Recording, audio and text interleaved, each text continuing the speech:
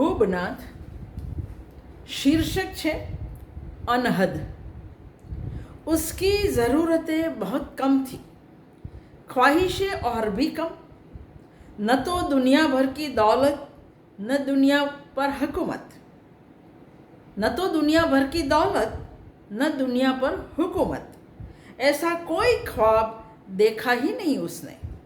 गले में पड़ी मजहब की जंजीर और पैरों में फंसी रस्मों रिवाजों की बेड़ियों से ज़रा सी नजात मिले, बस इतनी ही तमन्ना थी जो कभी पूरी न हुई। हालांकि उसने उलीच डाली नदियाँ, खींच डाले जंगल, उधेड़ डाली पहाड़ों की सीवनें, कई दफ़ा रफू किए जमीन की दरारों को। उसकी फूंकनी से बने बादलों ने बुझाई प्यास धरती की।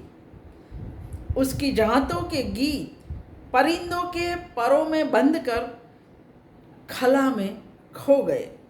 उसकी कहानियाँ सुनकर दरिंदे भी सो गए। उसके गम गीत बनकर पतझड़ों में रो गए। बादल की तरह, धरती की तरह, पेड़ों की तरह, नदियों की तरह उसने सिर्फ और सिर्फ दिए।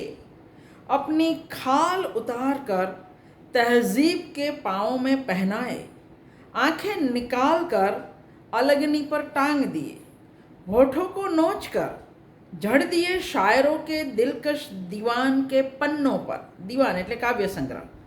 अपने वजूद के जर्रे जर्रे को रफ्ता रफ्ता बिखेरती, कभी चूल्हा, कभी सेज, कभी खेत, कभी खलिहान, कभी खेल का तो कभी युद्ध का मैदान बनती रही मुसलसल। फिर भी कभी जिंदा फूंक दिया जाता, जंगल में छोड़ दिया जाता, पत्थर बना तोड़ दिया जाता, बच्चों समेत दफन किया जाता। आँखों में सुरमे की जगह शीशे की किरचियाँ भर दी जाती, मिर्चियाँ भर दी जाती, धमनी शिराओं में चीखने तक नहीं दिया जाता। अपनी तई तमाम कोशिशें की, जितनी भी अक्ल पाई, उन सबको एक जगह समेट आज तक वह समझ न पाई कि आखिर उसका गुनाह क्या है। तेजाब से उबलते सवालों के लिए पहुंची उस ऊपर वाले के हुजूर में कि शायद यहाँ जवाब मिल सके। लेकिन वहाँ चारों ओर वही चेहरे दिखे जो दिन के उजाले में उसे पूजने का ढोंग करते हैं और अंधेरा पाते ही जिस्म और रूह तक नोचने पर आमादा हो जाते हैं। इस आखिरी दर से हताश लौटने के बाद उसने तय कर लिया कि अब किसी के आगे न हाथ पसारेगी न आंचल।